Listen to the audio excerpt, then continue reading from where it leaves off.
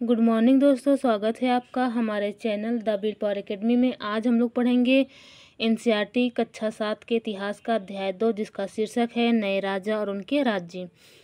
इसके पिछले वीडियो में हमने अध्याय 1 पढ़ लिया है। आज हम पढ़ेंगे अध्याय 2। तो 7वीं शताब्दी के पहले का जो काल था वो प्राचीन काल था। जैसा कि हमने कक्षा 6 का जो इतिहास पढ़ा वो प्राचीन इतिहास था। हम पढ़ रहे हैं कक्षा 7 का इतिहास, ये है मध्यकालीन इतिहास।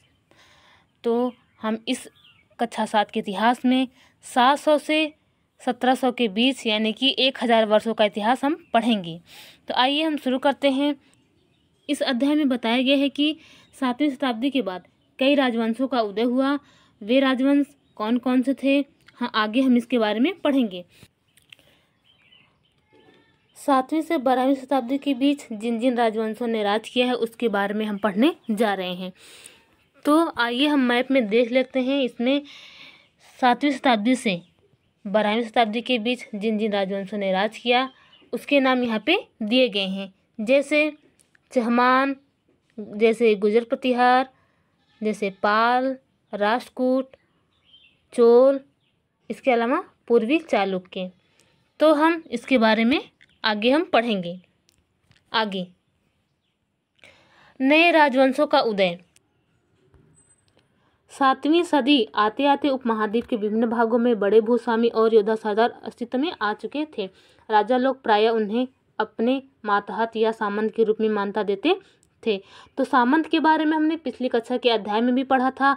सामंत कौन होते थे? भूमि के मालिक सामंत कहते थे, जो कि राजा के अधीन कार्य करते थे। तो 7वीं से 12वीं सदी का जो काल है ये सामंतवादी व्यवस्था का काल है। यहाँ पे जो बड़े बड़े भूस्वामी और युद्ध सरदार जो कि सामने आ चुके हैं, वे राजा के अधीन कार्य करते हैं, जो कि सामंत कहे जाते हैं। इसके अलावा वे राजा के लिए क्या क्या कार्य करते थे? वे राजा के लिए उपहार लाते थे, दरबार में हाजिरी लगाते थे और इसके अलावा वे सैनिक सहायता भी देते थे। कभी कभी सामंत अधिक सत्ता और संपदा हासिल कर लेने के बाद वे अपने आप को महासामंत या महामंडलेश्वर घोषित कर लेते थे। कभी कभी ऐसा होता है जब सामंतों की शक्ति मजबूत हो जाती है तो वे अपने स्वामी के आधिपत्य से स्वतंत्र हो जाते थे। इसी तरह का एक उदाहरण दिया गया है जो कि दक्कन में राष्ट्रकूटों का है।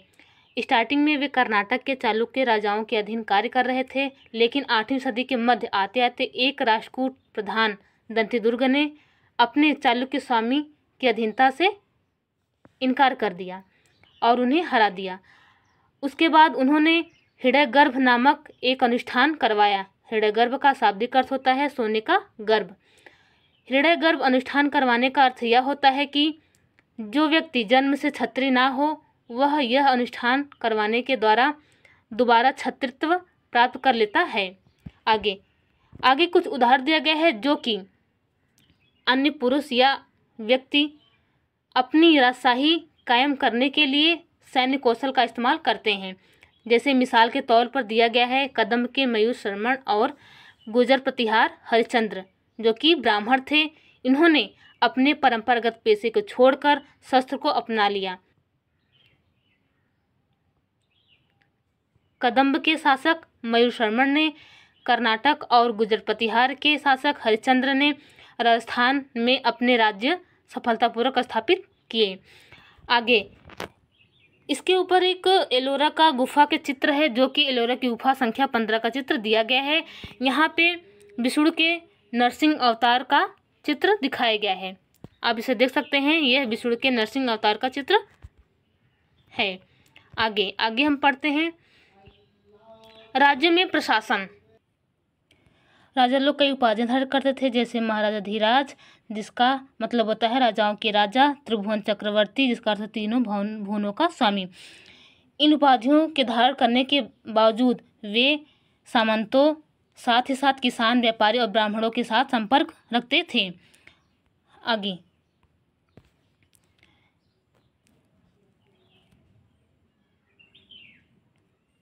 किसी भी राज्य को चलाने के लिए राजस्व की जरूरत होती है, तो राजा लोग राजस्व कहाँ से प्राप्त करते थे? वे किसानों, पशुपालकों और कारीगरों से कर के रूप में इकट्ठा करते थे। आगे बॉक्स में कुछ करों के बारे में लिखा गया है, हम इसे पढ़ लेते हैं। इस बॉक्स में लिखा गया है कि तमिलनाडु में शासन करने वाले चोल वंश के अभिलेख मिले हैं, जो कि करों के लिए 400 से ज़्यादा सूचक शब्द मिलते हैं। इसमें कुछ प्रमुख कर हैं जिसके बारे में हम याद रखेंगे, जैसे वेट्टी कर वे होता है जो जबरन श्रम के रूप में लिया था। इसके अलावा कदमई कर है जो भू राजस्व कर होता था। वेट्टी कर जबरन श्रम के रूप में लिया जाता था और कदमई कर भू राजस्व कर होता था। इसके अलावा कुछ और भी कर दिया गया है, जैसे मकान पर छाजन डालने पर लगने वाला कर, खजूर या ताड़ के पेड़ पर चढ़ने के लिए सीढ़ी के इस्तेमाल पर लगने वाला कर, पारिवारिक संपत्ति का उत्तराधिकारी हासिल करने के लिए लगने वाला कर आदि के बारे में भी उल्लेख किया गया है। आगे, ये संसाधन राजा की व्यवस्था का वित्तीय आहार बनते थे। साथ ही मंदिरों और दुर्गों के निर्माण में भी इस्तेमाल होते थे। संसाधन उन युद्धों को लड़ने में भी इस्तेमाल होते थे जिनसे लूट की शक्ल में धन मिलने की तथा जमीन और व्यापारिक मार्गों के प्रयोग की संभावनाएं बनती थी। तो राजा लोग अपनी राजस्व का इस्तेमाल कहाँ पर करते थे? मंदिरों और दुर्गों के निर्माण में, इसके अलावा अपनी प्रजा के कल्याण में और युद्ध को लड़ने में इस्तेमाल भी करते थे। आगे,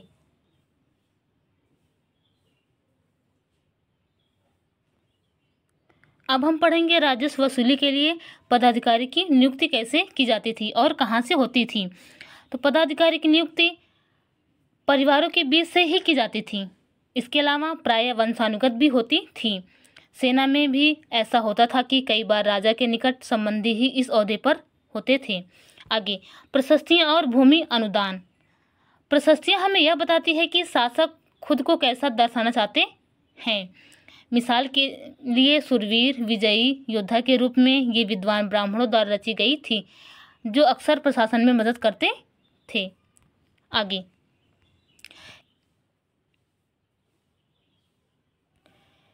यहाँ पे नागभट्ट की उपलब्धियों का वर्णन किया गया है, इसके बारे में हम पढ़ते हैं। कई शासकों ने प्रशस्तियों में अपनी उपलब्धियों का बखान किया है। जैसा कि हम जानते हैं कि प्रशस्तियों का अर्थ ही होता है प्रशंसा, किसी राजा की प्रशंसा में लिखी गई। पिछले साल गुप्त शासक समुद्रगुप्त की प्रशस्ति के बारे में पढ़ा है। यहाँ पे एक संस्कृत में लिखी गई प्रशस्ति है जो कि मध्य प्रदेश के ग्वालियर से पाई गई है। यह प्रशस्ति प्रतिहा नरस नागभट्ट के कामों का वर्णन करती है।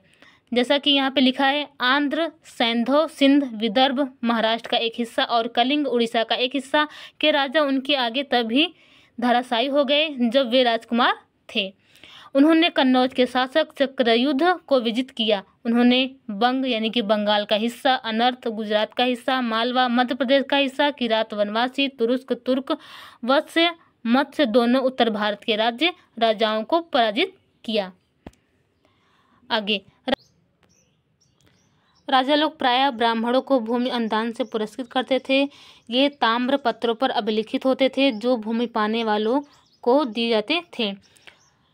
अर्थात जो भूमि अनुदान में दी जाती थी उनका उल्लेख ताम्रपत्रों पर किया जाता था।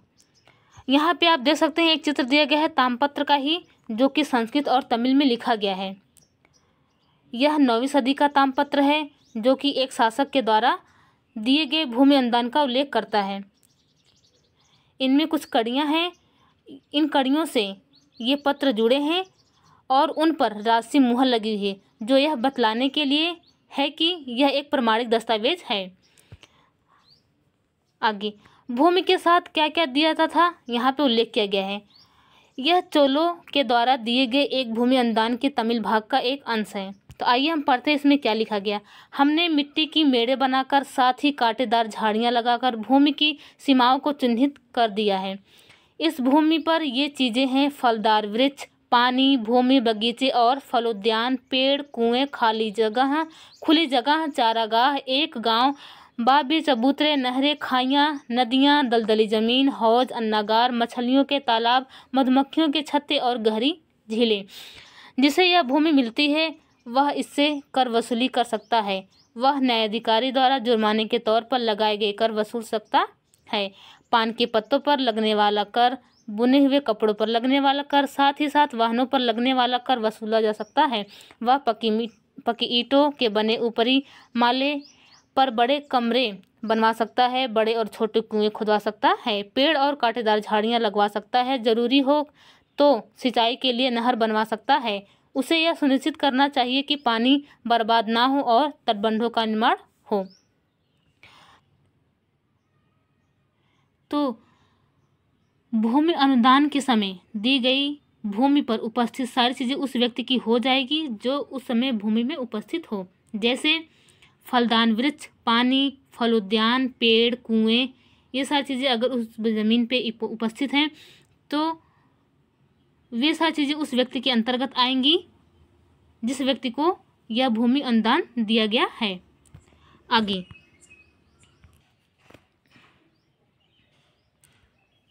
12वीं शताब्दी में एक बृहद संस्कृत काव्य की रचना की गई जिसके रचनाकार कल्हड़ थे। उन्होंने राजतरंगिणी नामक ग्रंथ की रचना की जिसमें कश्मीर और कश्मीर पर शासन करने वाले राजाओं का इतिहास दर्ज है। कल्हड़ ने इस काव्य को लिखने के लिए कई स्रोतों का सहारा लिया, जैसे शिलालेखों, दस्तावेजों और इसके पहले के इतिहास समेत अन्य तरह का स्रोतों का भी सहारा लिया। इसकी विशेषता यह है कि यह पहला इतिहास लिखने का श्रेय कल्हड़ की राजतरंगिणी को ही जाता है। यह 12वीं सदी के लिए एक असाधारण ग्रंथ था। आगे धन के लिए युद्ध। आपने यह गौर किया होगा कि इनमें से प्रत्येक शासक राजवंश का आधार कोई क्षेत्र विशेष था। वे दूसरे क्षेत्रों पर भी नियंत्रण करने का प्रयास करते थे। आगे गंगा घाटी में कन्नौज नगर एक समृद्ध क्षेत्र था जो कि इस पर नियंत्रण रखने के लिए 3 शासकों ने गुर्जर, प्रतिहार, राजपूत और पाल वंशों ने सदियों तक लड़ाई की। इस लड़ाई में 3 पक्ष थे, इसीलिए इतिहासकारों ने इसकी चर्चा त्रिपक्षीय संघर्ष के रूप में की है। जैसा कि हम देखेंगे, पृष्ठ 62 से 66 शासकों ने बड़े मंदिरों का निर्माण करवाकर भी अपनी सत्ता और संसाधनों का प्रदर्शन करने का प्रयास किया। इसलिए जब वे एक दूसरे के राज्यों पर आक्रमण करते थे तो मंदिरों को भी अपना निशाना बनाते थे, जो कभी कभी बहुत अधिक संपन्न होते थे। ऐसे शासकों में एक शासक था महमूद, जिसको अरबी में सुल्तान बोलते हैं। अफगानिस्तान के गजनी का सुल्तान महमूद, जो कि 997 से 1000 ईस्वी तक शासन किया। इसने मध्य एशिया के भागों, ईरान उपमहाद्वीप के उत्तर पश्चिम वाले हिस्से में अपना नियंत्रण स्थापित किया। इसने संपन्न मंदिर में से गुजरात का सोमनाथ मंदिर जो कि है उस पर आक्रमण किया। ये हर साल भारत के उपमहाद्वीप में आक्रमण करता था और उससे जो धन लूट कर ले गया उसका एक बहुत बड़ा हिस्सा उसने अपनी राजधानी के निर्माण में खर्च किया।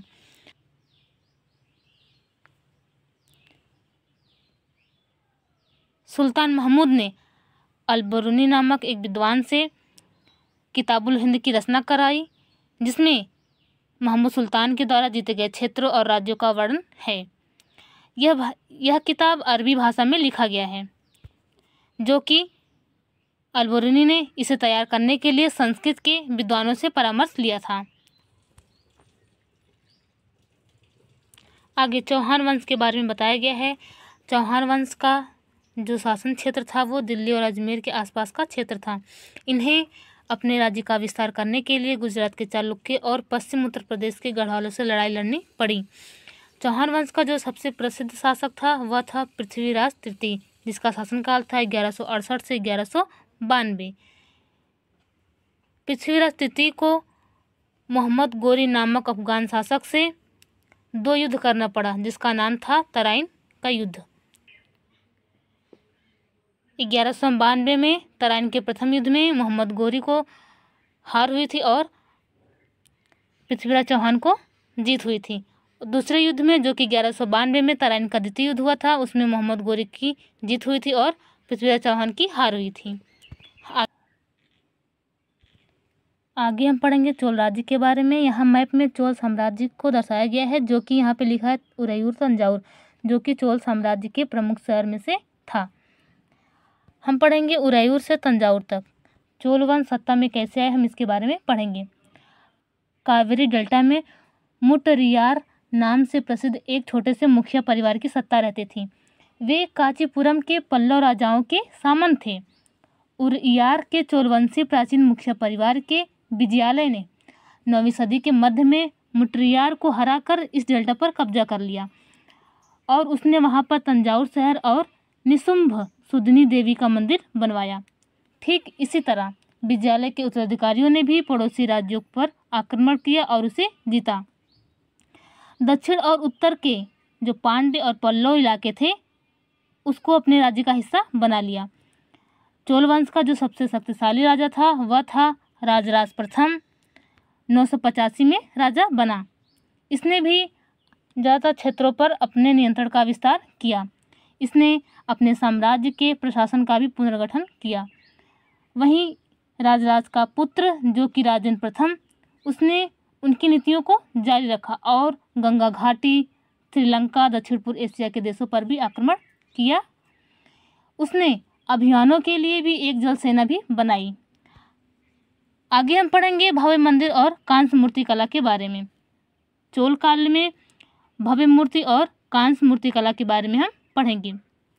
राजराज और राजेंद्र प्रथम ने तंजावुर के बृहदेश्वर मंदिर और गंगईकोंड चोलपुरम के बड़े मंदिर का निर्माण करवाया, जो कि स्थापत्य कला और मूर्ति कला की दृष्टि से एक चमत्कार मान्यता है।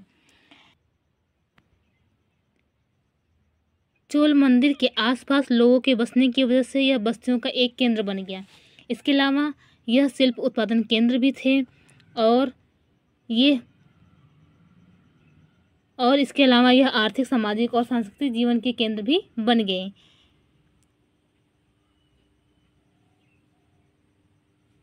मंदिर के साथ जुड़े हुए शिल्पों में सबसे विशिष्ट था कांस्य प्रतिमाएं बनाने का काम। जहां हड़प्पा काल में सबसे पहले कांस्य का प्रयोग किया गया था, उसके बाद चोल साम्राज्य में कांस्य मूर्ति कला के लिए प्रसिद्ध मान्यता है। चोल काल में चोल कांस्य प्रतिमाएं संसार की सबसे उत्कृष्ट प्रतिमाओं में गिनी जाती थी। ज़्यादातर प्रतिमाएं तो देवी देवता की होती थी, लेकिन कुछ प्रतिमाएं भक्तों के लिए भी बनाई जाती थी। आगे हम पढ़ेंगे कृषि और सिंचाई के बारे में। यहाँ बगल में चित्र दिया गया है, ये आपको चित्र में दिखाया गया है, जो कि एक चोल कांस्य प्रतिमा का चित्र है। अब इसे देख सकते हैं, ये चोल कांस्य प्रतिमा का चित्र दिखाया गया। आगे हम पढ़ेंगे कृषि और सिंचाई के बारे में। चोलों की कई उपलब्धियां कृषि में हुए नए विकासों के माध्यम से संभव हुई। मानचित्र 2 देखिए। गौर कीजिए कि कावेरी नदी बंगाल की खाड़ी में मिलने से पहले कई छोटी छोटी शाखाओं में बढ़ जाती है। ये शाखाएं बार बार पानी उलीचती हैं, जिससे किनारों पर उपजाऊ मिट्टी जमा होती रहती है। शाखाओं का पानी कृषि, विशेषतः चावल की खेती के लिए आवश्यक आर्द्रता भी मुहैया कराता है। हालांकि तमिलनाडु के दूसरे हिस्सों में कृषि पहले ही विकसित हो चुकी थी, पर 5वीं या 6वीं सदी में आकर ही इस इलाके में बड़े पैमाने पर खेती शुरू हो पाई। कुछ इलाकों में जंगलों को साफ किया जाना था और कुछ दूसरे इलाकों में जमीन को समतल किया जाना था। डेल्टा क्षेत्रों में बाढ़ को रोकने के लिए तटबंध बनाए जाते थे और पानी को खेतों तक ले जाने के लिए नहरों का निर्माण होना था। कई क्षेत्रों में एक साल में 2 फसलें उगाई जाती थी। आगे चित्र 5 के नीचे लिखा गया है, 9वीं शताब्दी तमिलनाडु का एक जलद्वार हौज से नदी की शाखाओं में पानी के प्रवाह को इसके जरिए नियंत्रित किया जाता था। इस पानी से खेत सींचे जाते थे। जलद्वार पारंपरिक रूप से एक लकड़ी या धातु बाधा है, जो आमतौर पर पानी के स्तर को नियंत्रित और नदी और नहरों में दर प्रवाह को संचालित करता है। आगे कई जगहों पर फसलों की सिंचाई कृत्रिम रूप से करना जरूरी था। सिंचाई के लिए कई पद्धतियां अपनाई जाती थी। कुछ इलाकों में कुएं खोदे गए, कुछ अन्य जगहों में बारिश के पानी को इकट्ठा करने के लिए विशाल सरोवर बनाए गए। स्मरण रहे कि सिंचाई के काम में योजना की जरूरत होती है, जैसे श्रम और संसाधन को व्यवस्थित करना, इस कामों की देखरेख करना और यह तय करना कि पानी का बंटवारा कैसे किया जाए। ज़्यादातर नए शासक, साथ ही साथ गाँव में रहने वाले लोगों ने इन गतिविधियों में सक्रिय रूप से दिलचस्पी दिखलाई है। तो इसमें कुछ समझाने के लिए है नहीं, तो हम आगे बढ़ते हैं। अब हम पढ़ेंगे साम्राज्य का प्रशासन। किसानों की बस्तियां उर कहलाती थी। इसके अलावा गांव के समूहों यानी कि बस्तियों के समूहों को नाडु कहा जाता था। ग्राम परिषद और नाडु न्याय करने और कर वसूलने जैसे कई प्रशासकीय कार्य करते थे। वेल्लाल जाति के जो धनी किसान थे वे नाडु के कामकाज में अपना अच्छा खासा नियंत्रण हासिल करते थे, जो कि केंद्रीय चोल सरकार की देख रेख में करते थे। उनमें से कई धनी भूस्वामियों को चोल राजाओं ने सम्मान पूर्वक रूप में कई उपाधियां दी, जैसे मूवेंद्रवेलन, जो कि जिसका अर्थ है 3 राजाओं को अपनी सेवाएं प्रदान करने वाला, वेलन या किसान। इसके अलावा अर-इयार, जिसका अर्थ होता है प्रधान, जैसी उपाधियां देते थे। और इसके अलावा केंद्र में महत्वपूर्ण राजकीय पद भी उन्हें सौंपे जाते थे। आगे भूमि के प्रकार के बारे में दिया गया है, जो कि चोल अभिलेखों में उल्लेख मिलता है, तो हम इसे पढ़ेंगे। पहला है वेलन वेगाई। यह गैर ब्राह्मण किसान स्वामी की भूमि होती थी। ब्रह्मदेव, ब्राह्मणों को उपहार में दी गई भूमि। साला भोग, किसान किसी विद्यालय के रखरखाव के लिए भूमि। देवदान, जिसको कहा जाता है तिरुनमटुक्कनी, मंदिर को उपहार में दी गई भूमि।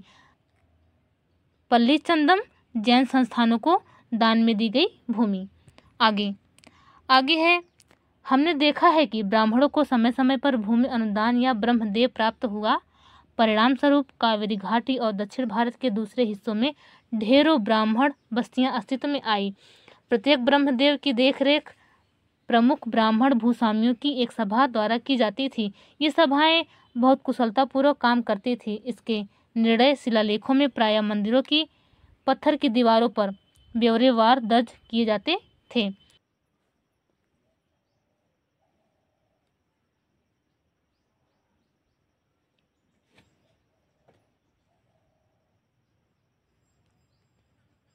नगरम के नाम से ज्ञात व्यापारियों के संघ भी अक्सर शहरों में प्रशासनिक कार्य संपादित करते थे। तो यहाँ पे जो नगरम शब्द आया है ये इम्पोर्टेंट, आप इसे याद रखेंगे। ये आपसे पूछा सकता है कि नगरम शब्द चोल काल में नगरम शब्द किसके लिए प्रयोग किया गया है, तो यह व्यापारियों के संघ के लिए प्रयोग किया गया है, जो अक्सर शहरों में प्रशासनिक कार्य संपादित करते थे। आगे है,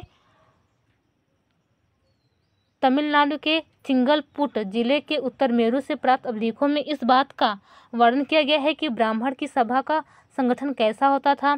सिंचाई के कामकाज, बाग बगीचों, मंदिरों इत्यादि की देखरेख के लिए सभा में विभिन्न समितियां होती थीं।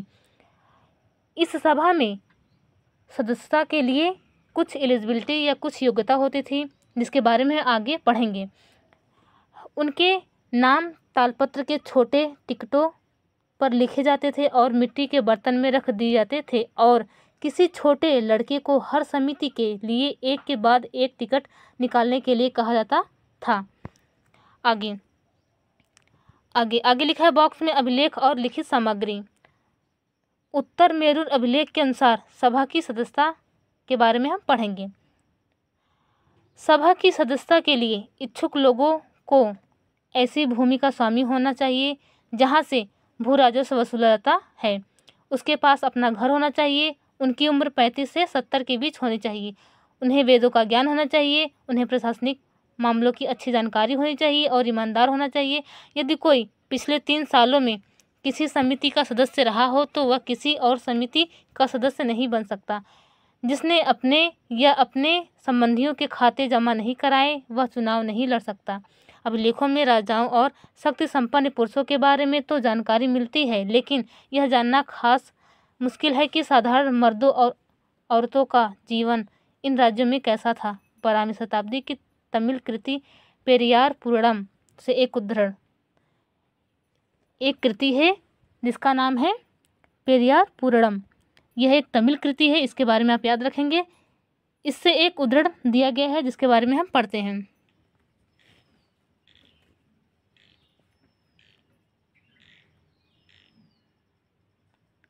अडनूर की सरहदों पर फूस की पुरानी छाजनों वाली छोटी छोटी झोपड़ियों से अटा पड़ा पुलाया, जिसे एक ऐसा समूह जिसे ब्राह्मण और वेल्लाल प्रतिष्ठित समाज के बाहर मानते थे, लोगों का एक छोटा सा पुरवा था। पुलाया जो कि एक लोगों का एक छोटा सा पुरवा था, जिसमें ओछे किस्म के पेशों में लगे खेतिहर मजदूर रहते थे। चमड़े की पट्टियों से घिरे हुए झोपड़ियों के अहातों में छोटे मुर्गे मुर्गियों झुंडों में घूमते रहते थे। गहरे रंग के बच्चे जो काले लोहे के कंगन पहनते हुए थे, छोटे पिल्लों को उठाए उछलते चल रहे थे। मारूदू पेड़ों की छाया में एक मजदूरनी ने अपने बच्चे को चमड़े की एक चादर पर सुला दिया। आम के पेड़ भी थे जिनकी शाखाओं पर नगाड़े लटके हुए थे, और नारियल के पेड़ों के नीचे जमीन में बने छोटे गड्ढों में छोटे सिरों वाली कुतियां पिल्लों को दूध पिलाने के बाद लेटी हुई थी। लाल कलगी वाले मुर्गों ने पाँव फटने से पहले तगड़े पुलयार यानी कि पुलाया का बहुवचन को दिन के काम पर जाने की हाक लगाते हुए बाग दे दी। धान कूटती लहरदार बालों वाली पुलाया स्त्रियों के गाने की आवाज़ रोजाना कांजी वृक्ष की छाया में फैलती थी। आगे हम पढ़ेंगे तांग वंश के युग का चीन। चीन में एक साम्राज्य था जिसका नाम था तांग राजवंश, जो कि लगभग 300 वर्षों तक यानी कि 7वीं से 10वीं सदी तक सत्ता में रहा। इसकी राजधानी सियान थी। यह दुनिया के सबसे बड़े नगरों में से एक थी, जहां तुर्की, ईरानी, भारतीय, जापानी और कोरियाई आया जाया करते थे। उस समय तांग साम्राज्य में नौकरशाही यानी कि अफसर की जो नियुक्त होती थी वो परीक्षा के माध्यम से होती थी। इस परीक्षा में कोई भी व्यक्ति, हर इच्छुक व्यक्ति बैठ सकता था, और यह बताया जा रहा है कि यह व्यवस्था 1911 तक ऐसे ही बनी रही। इसमें थोड़े मोड़े कुछ बदलाव हुए। 1911 के बाद ही इसमें बदलाव किए गए। तो आज का चैप्टर यहीं समाप्त होता है। आज के लिए बस इतना ही। अब हम आपसे मिलेंगे अगले वीडियो में अगले अध्याय के साथ।